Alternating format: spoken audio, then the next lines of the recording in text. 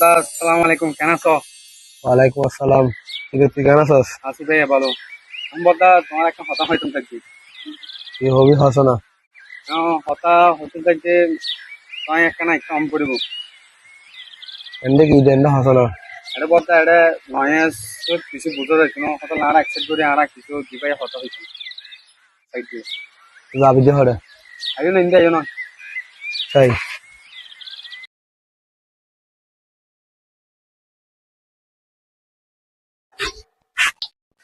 এখন কি হবি দি? বদা হইতাম চাইছে তোমারে, কি হতি সদ্যা? বদা তোমার হইতাম চাইছে। তুই কি হবি হস না? বদা তাই বিয়ে হত্য করিবা দে।